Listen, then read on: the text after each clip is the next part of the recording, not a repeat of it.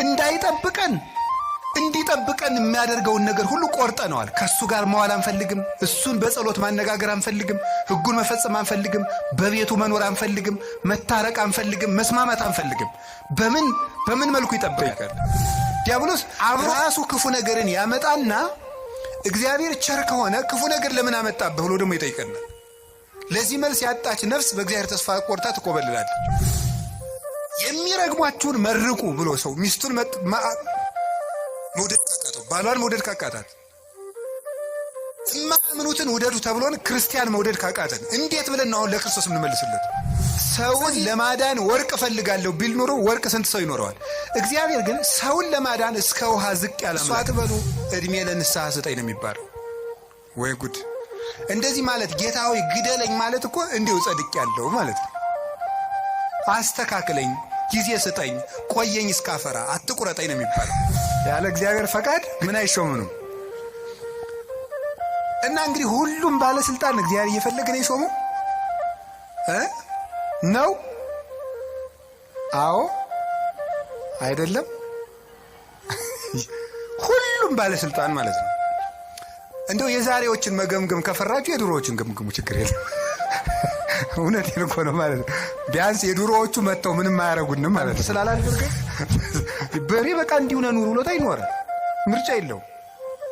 የሚበላውም ምርጫ። ፈተና በመጣብን ጊዜ እግዚአብሔር እንደሚወዳችሁ ተመልከቱ። እውነቴን የምነግራችሁ ጌታ ሆይ ለምንድን ነው እንዲሁ አክስቴም ሳምንት ዕለት ሞተች፣ እናቴ ደግሞ የዛሬ ወር፣ እንደገና ደግሞ የዛሬ 2 ወር ከስራ ተባረርኩ፣ እንደገና ደግሞ ይሄ ቀደረብኝ፣ ደግሞ ይሄኛው ተቃጠለብኝ፣ እንደዚህ አለብኝ፣ ጠልታኝ ነው ወይ እባክህን ወይም እባክሽን ልጄ ወደ ቤቴ ኑ ማለቱ ነበር።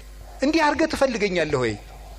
ራስቼህ ስለኖርኩ እማስታውስበት መከራ ሰጠኸኝ ተብሎ ነው መመስገድ ያለበት።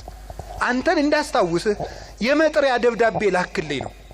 መጽሐፍ ቅዱስን ደብዳቤ ጽፎ ላከ፣ ንስሐ አባት ላከ፣ መጽሐፍትን ጽፎ ላከ፣ በቅዳሴ ጠራን፣ በትምህርት ጠራን፣ በመዝሙር ጠራን፣ ወንድሞቻችን ሲመጡ በመከራ ጠራን፣ አልተመለስንም። መጨረሻ ላይ ደግሞ የመከራ መልእክት ይልካል። እባካችሁ ኑ ነው። ለምኖ የሚያድን አምላክ እንደ እግዚአብሔር ያለ አለ እንዴ? ለምኖ እኮ ነው የሚያድነን። እንደምን ሰነበታችሁ? አማን ነው፣ ሰላም ነው፣ ፒስ ነው የሚለው ሁሉ ጸበል ሲሄድ እግዚአብሔር ይመስገን፣ እግዚአብሔር ይመስገን የሚለው እንዲው እግዚአብሔርም ማን ይተርኩሰን እንጂ ነው። እውነቴን እኮ ነው የምነግራችሁ። እግዚአብሔርም ማን ይተርኩሰን።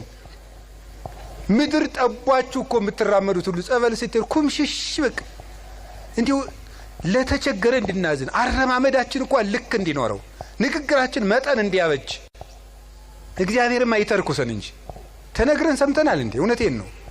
ስለዚህ ስንቶቻችሁን እስቲ አሁን እዚህ ውስጥ ራሱ ብቆሰቁስ እዚህ ከተሰበሰበው ውስጥ እግዚአብሔር በሚያውቀው እግዚአብሔር ነቅሶ ቢያወጣ ሲቸግራችሁ ወደ ቤተ ክርስቲያን የመጣችሁ ስንቶቻችሁ ናችሁ? ስንቶቻችሁ ናችሁ? ወይ ባለ ትዳሮች ሲጣሉ እኮ ነው ባጋባናቸው በ20 ዓመታቸው እኮ ነው ቤተ ክርስቲያን የሚመጡ ሲጣሉ ነው። ይኸው ከተጋባን ዓመታችን ነው፣ ምላትን አትሰማኝም፣ ምንም አታዳምጠኝም ማለት ይጀምራል ማለት 20 ዓመት ጠፍቶ ኖሮ ምናምን መከራውን ነው ተደዝድዞ ነው እዚህ ወዲያ መከራችን ምን ተመስገን ነው እንኳን መጣችሁ። ዋናው መሸም ነጋም መምጣታችሁ ነው። ቅዱስ ጴጥሮስ እንደተናገረ ወርቅ የሚጠነክረው በመከራ ነው፣ ተፈትኖ ነው የሚጠነክረው። እኛም ጠንካራ ክርስቲያኖች እንድንሆን ስለሚፈልግ ክፉ ነገር ወደኛ እንዲመጣ ያደርጋል። መከራ ጥንካሬ ትዕግስት ይሰጣል፣ ትዕግስት ተስፋ ይሰጣል፣ ተስፋ ደግሞ አያሳፍርም። ተስፋም ክርስቶስ ነው። ምንም ነገር በሽታ ሊሆን ይችላል፣ ማጣት ሊሆን ይችላል፣ እንግልት ሊሆን ይችላል፣ መገፋት ሊሆን ይችላል፣ ስም መጥፋት ሊሆን ይችላል። አርብ ነው።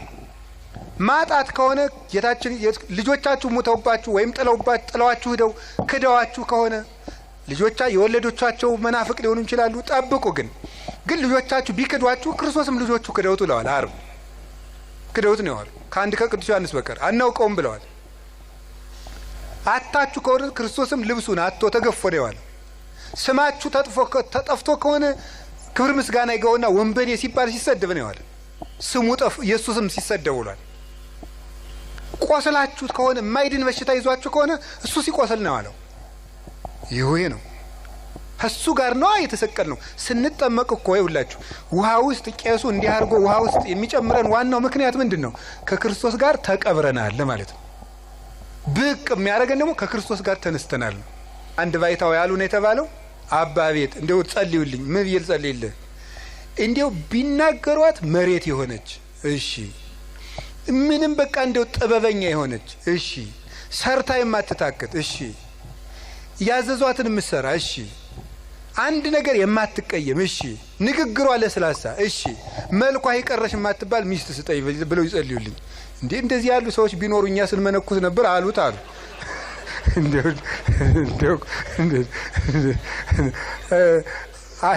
እንደዚህ አሉት ይባላል እንደው ይገርማል እኮ እንደዚያ ስላችሁ ጊዜ ግን እኛ ሴት ጠፍቶ ነው የመነኮስን ማለት አይደለም እሺ እንደው እናንተ እኮ ክፎች ናችሁ እንደው እንደዚያ እንዳትወስዱት ደግሞ ማለት ነው እንደዚያ ሳይሆን ምን ማለት የመሰላችሁ ይውላችሁ በቃ እንደው ምድር የሆነ እንደው ትንፍስ ማይል እንደ የተደላደለ ሰው ስጠይ መዳን ያለም ይላል ተው እንጂ እንደዚያ ያለ ሰው የሚገኘው ገነት ስትገባ ነው የለም እንደዚያ ያለ ሰው እወቁት ነው አውቀን መግባት አለብን እግዚአብሔር ገሃነም እንዳይበላን እኮ ነው ትንንሽ ነገሮችን የሚተረኩሰን ገንዘቦቻችን በማሳጣት ዘመድ እንዲሞትብን በጓደኛ እንዲለየን በማድረግ ከሹመት እንዲሻሩ እንድናጣ እንድንዋረድ ኃጢአት ስንሰራ የሚያዋርዱንን ሰዎች በመላክ ሰዎች እንዲደርሱብን በማድረግ በማጋለጥ ኋላ ከምትጋለጥ ዛሬ ባጋለጥ ሁሉ የሚያዋርዱ ሰዎችን ጭምር በመላክ እግዚአብሔር እኛን ትንሽ ተርኮስ እያደረገ ወደ ቤቱ ያመጣናል እንዴት እንደሚወደን ተመልከቱ እንዴው መድኃኒዓለም አቤት እንዴው ቢላችሁ ራሱ የምትሉት እነዚህን ክፉ ቄሶች እንዴው ምጥጥ ብታረጋቸው አያደርግም በተኩላ መካከል ኑር ብለዋል ኑር በምን መሃል ነው በተኩላ መሃል ነው የምንኖረው እንዴው ጌታ ሆይ ቸር አባት ስጠን እነዚህን ክፉዎች አጥፍተን አያጠፋም እስካለም ፍጻሜ መናፍቅም አይጠፋም ሌባም አይጠፋም ሙዳይ ምጽዋት ገልባጭም አይጠፋም ጉቦኛም አይጠፋም ወንበዴም አይጠፋም ዘረኛም አይጠፋም ተኩላም አለ በግም አለ ክርስቶስ ከመጣ ድረስ ይሄንን አውቃችሁ ዓርብ አብረነው መዋል እሁድ አብረነው ትንሣኤውን ማክበር እግዚአብሔር ክፉ ነገሮች ወደኛ ሲመጡ ዝም የሚላቸው ዋናው ምክንያት ምንድነው ሲባል እነዚያ ነገሮች እንኳን ቢሆን አስፈራርተውን ቃል እግዚአብሔር ስላልመለሰን ምክር ስላልመለሰን ንስሐባ ስላልመለሰን መጻፍ ስላልመለሰን ስብከት ስላልመለሰን ምንም ነገር ስላልመለሰን ቢያንስ የሚያስፈራሩ ነገሮችን እንኳን መተው ወደ ቤቴ ቢመጡ ብሎ ነው አይጣል ለምንድነው የሚፈተነን ካላችሁ ወይም ደግሞ ለምንድነው በሰይጣን እየተሸነፍን ያለን ካላችሁኝ ምርጫችንን መወሰን ስላልቻል ነው እግዚአብሔር ለምንድነው ሰይጣን የሚፈትነን ከሆነ ለበኛ የሚፈርድብን ለምንድነው ከተባለ መርጠን የምንገዛኛንን እንጂ እስቲ በሞቴ አንተ ና አፍንጫህን ብዬ ሳልጥልህ ና ሲጋራ ጭስ እስቲ ሰይጣን እንደዚህ ያለው ሰው አለ አንተ ጆሮን ሳልል ና ስከር ያላችሁ አለ ሰይጣን ተገልጦ አንተ በሰይፍ ሳልል ና ዘሙት ያለው ሰው አለ የለም ወደን መርጠን ነው ሰይጣን ነው እንጂ እንደሚያረጋኝ ሰይጣን አይደለም ራሳችንን ምርጫችን ነው ሰይጣን አቅራቢ ነው እኛ መራጮች ነን እግዚአብሔር ደግሞ እንድንመርጥ ያደረገን ክብር ሰጥቶን ነው እስቲ መርጣችሁ ኑሩ መጽሐፍ ቅዱስ ተጣልቶ አያውቅም መጽሐፍ ቅዱስ የተጣላ መስሎ የሚታየን እኛ ከመጽሐፍ ቅዱስ ጋር ስለተጣላን ነው ይላል አንተ ከመጽሐፍ ጋር ስትታረቅ መጽሐፍት ተጣልተው አያውቁም ብሎ ይናገራል ስለዚህ እግዚአብሔር መልካም ነው እስቲ እግዚአብሔር መልካም ነው በሉ እግዚአብሔር ቸር ነው በሉ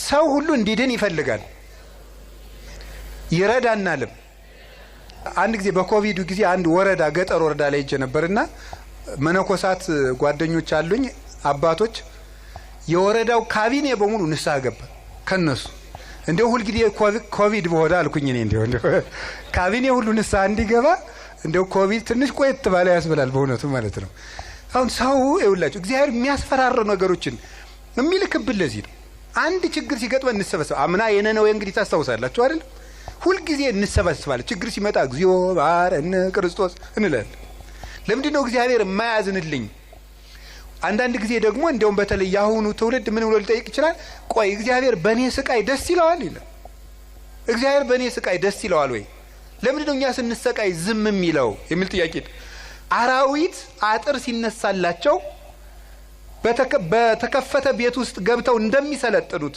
ሁሉ እግዚአብሔር ረድኤቱን ከኛ ላይ ሲያነሳ አራዊት የሆኑ ሰዎች በስልጣን ሊሆን ይችላሉ፣ በጭካኔ ሊሆን ይችላሉ፣ መተው እንዲሰለጥኑ ያደርጋቸዋል ማለት ነው። በሰው ላይ እንዲሆኑ ያደርጋቸዋል። አንተ ጥይት ብትተኩስ እሱ ኒውክሊየር ይተኩሳል ይላል። ከ50 ዓመት በፊት የተጻፈ መጽሐፍ ነው። ሰይጣንን ለማሸነፍ አንተ ጥይት ተኩስ ኒውክሊየር ተኩሳል። ለምን? የ7000 ዓመት የውጊያ ልምድ ያለው ጀግና ነው እሱ። አይሆንልህም። ሰይጣንን በጉልበት አሸንፉ።